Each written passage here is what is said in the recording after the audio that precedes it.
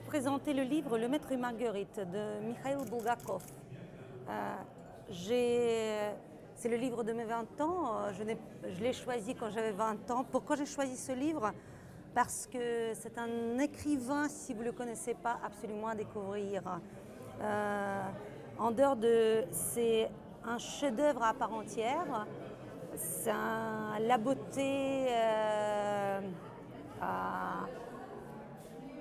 dans son état pur, l'amour à l'infini, la mort, le mal et le bien, le maléfique. Le livre commence d'ailleurs,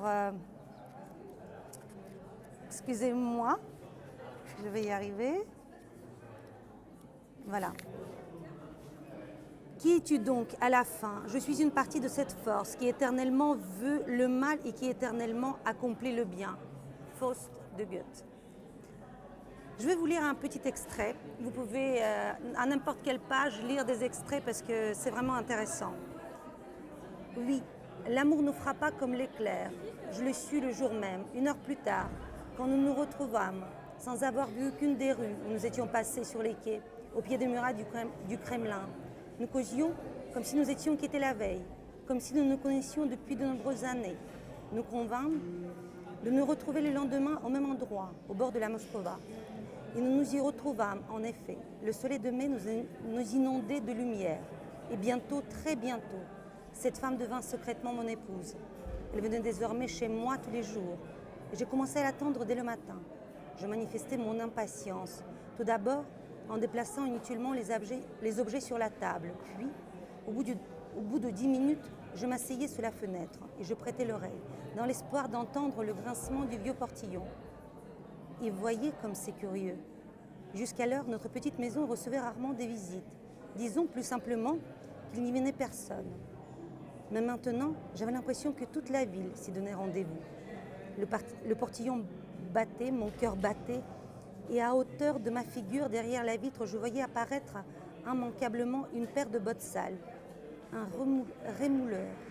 Mais qui, dans la maison, avait besoin d'un rémouleur? Pour aiguiser quoi? Quel couteau?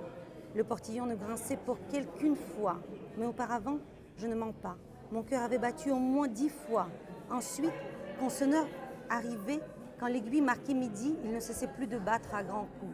Jusqu'au moment où, sans heure ni grincement, presque sans aucun bruit, s'encadraient dans l'étroite fenêtre ses souliers, anneaux de daim, noirs fermés par une boucle d'acier brillant. Parfois, mutine, elle s'arrêtait près de la seconde fenêtre, qu'elle frappait légèrement à la pointe du pied. Et moins d'une seconde, je me précipitais à cette fenêtre, mais son soulier et la soie noire de son bas, qui masquait le jour, disparaissaient aussitôt. Et j'allais lui ouvrir. Personne ne connaissait notre liaison. Je m'en porte garant, bien que ce soit là, généralement, chose impossible. Son mari l'ignorait, ainsi que leurs amis. Dans la vieille maison particulière dont j'occupais le sous-sol, on était au courant, bien sûr. On voyait bien qu'une femme venait chez moi, mais on ignorait son nom. Qui est-elle donc? Demanda Ivan, intéressé au plus haut point par cette histoire d'amour. Le visiteur fit un geste qui signifiait qu'il ne le dirait jamais, à personne, et poursuivit son récit. Ivan apprit donc que le maître et l'inconnu s'aimèrent si fort qu'ils devinrent absolument inséparables. Ivan se représentait même clairement le sous-sol de la vieille maison, avec ses 2 pièces où régnait toujours une demi-obscurité, à cause du lilas et de la palissade. Les vieux meubles bruns-rouges délabrés, le bureau, avec sa pendule qui sonnait toutes les demi-heures, et les livres qui s'entassaient de l'étagère peinte jusqu'au plafond enfumé et le poêle. Ivan apprit que le visiteur et son épouse secrète en étaient venus dès les premiers jours de leur liaison à la conclusion que c'était le destin lui-même qui les avait réunis au coin du boulevard de Tver et qu'ils avaient été créés l'un pour l'autre, à jamais. J'ai choisi le livre de Gabriel Garcia Marquez, 100 ans de solitude, parce que c'est un moment de ma vie où justement les 20 ans, l'épopée de la vie, il y a toute une angoisse par rapport à la famille et tous les copains, le passé. Donc les 20 ans avec Gabriel Garcia Marquez. Donc je vais vous lire un passage. Depuis l'époque de sa fondation, José Arcadio Buendia avait construit des pièges et des cages, et en peu de temps, il remplit de troupials, de canaris, de mésanges bleus et de rouge-gorge, non seulement sa propre maison, mais toute celle du village. Le concert de tant d'oiseaux divers s'avéra si étourdissant qu'Ursula se boucha les oreilles avec de la cire d'abeille pour ne pas perdre le sens des réalités. La première fois que la tribu de Melquiades s'en vint à Macodon pour vendre des boules de verre contre la migraine, tout le monde s'étonna qu'ils eussent trouvé le chemin du village perdu dans la léthargie du marigot. Mais les gitans avouèrent qu'ils s'étaient orientés grâce au chant des oiseaux. Ce bel esprit d'initiative sociale disparut en un rien de temps, balayé par la fièvre des aimants, les calculs astronomiques, les rêves de transmutation et l'ardent désir de connaître les merveilles du monde. D'entreprenant et propre qu'il était, José Arcadio Buendia eut bientôt l'air d'un vagabond, négligé dans sa façon de se vêtir, avec une barbe hirsute, qu'Ursula réussissait à grand-peine à tailler avec un couteau de cuisine. Il se trouva toujours quelqu'un pour le considérer comme la malheureuse victime d'un étrange sortilège. Pourtant, même ceux qui étaient les plus convaincus de sa folie quittèrent travail et famille pour le suivre lorsque, jetant sur son épaule ses outils de défricheur, il demanda à chacun de lui prêter main forte afin d'ouvrir un sentier qui mettrait Macodon en communication avec les grandes inventions. J'ai eu 20 ans en 1978.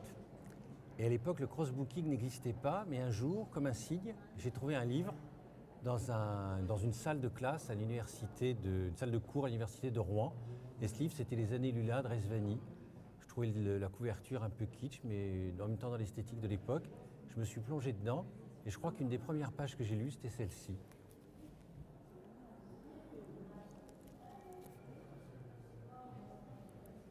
Ah, vous êtes trop belle. Découragée ? Je laisse tomber mon pinceau et m'asseyant à ses pieds, je pose ma joue sur son genou.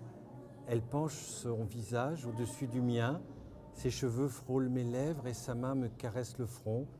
Sa main me caresse le front avec une rare douceur. Et pendant que sa main passe et repasse devant mes yeux, je me dis que ce n'est pas normal d'être ému à ce point parce qu'une femme dont je connais à peine, me caresse doucement le front.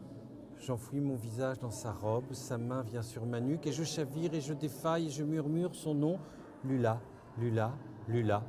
J'entoure ses jambes de mes bras, ses lèvres effleurent mon cou pendant que je couvre ses paumes de baisers, pendant que j'embrasse ses genoux et enfin ses jambes à même la peau. Lula s'est laissé glisser à terre. Soudain, fortement enlacés, nous tanguons d'un côté à l'autre parmi les objets épars, faisant s'écrouler le peu de choses restées debout autour de nous.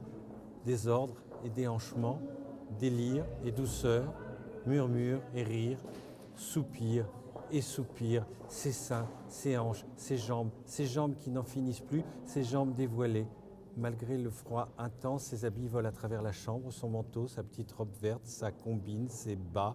Nous basculons, nous nous étreignons comme des perdus. Nos dents s'entrechoquent, tous mes livres se répandent autour de nous et le vieux phono soudain se déclenche, dévide son ressort, quelques disques se cassent sous mon coude et nous roulons débordant d'une joie jamais encore à ce point éprouvée. En fait, j'ai hésité entre Anna Karénine et La femme indépendante de Simone de Beauvoir. Il s'avère que sa pensée, elle est encore neuve et elle peut encore inspirer les jeunes femmes et les femmes d'aujourd'hui, dans la mesure où elle explique que ce n'est pas en reniant sa féminité que l'on acquiert des attributs virils et qu'il est possible de concilier sa féminité et l'esprit de conquête dans la vie économique, sociale, politique. Donc je trouve que sa pensée, c'est une pensée conciliatrice et réconciliatrice Et elle appelle la femme, enfin les femmes, à davantage de maîtrise, pas seulement dans la société, mais aussi dans leur vie privée. Et en cela, donc au lieu de discourir, je vais plutôt lire. Alors donc la femme indépendante. Le fait que les hommes commencent à prendre leur parti de la condition nouvelle de la femme. Ne se sentant plus a priori condamnée, celle-ci a retrouvé beaucoup d'aisance. Aujourd'hui, la femme qui travaille ne néglige pas pour autant sa féminité, elle ne perd pas son attrait sexuel. Cette réussite, qui marque déjà un progrès vers l'équilibre, demeure cependant incomplète. Il est encore beaucoup plus difficile à la femme qu'à l'homme d'établir avec l'autre sexe les relations qu'elle désire. Et là, elle montre tout le parcours qui reste à réaliser.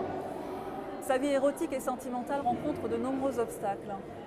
Sur ce point, la femme vassale n'est d'ailleurs aucunement privilégiée. Sexuellement et sentimentalement, la majorité des épouses et des courtisanes sont radicalement frustrées. Si les difficultés sont plus évidentes chez la femme indépendante, c'est qu'elle n'a pas choisi la résignation, mais la lutte. Tous les problèmes vivants trouvent dans la mort une solution silencieuse. Une femme qui s'emploie à vivre est donc plus divisée que celle qui enterre sa volonté et ses désirs. Mais elle n'acceptera pas qu'on lui offre celle-ci en exemple. C'est seulement en se comparant à l'homme qu'elle s'estimera désavantagée. Alors je voudrais juste vous lire, si j'ai encore un petit peu de temps, un passage qui montre que finalement la femme est encore l'objet du regard masculin et qu'il y a encore pas mal de parcours à accomplir avant que l'inverse soit effectif. Une femme qui n'a pas peur des hommes leur fait peur, me disait un jeune homme.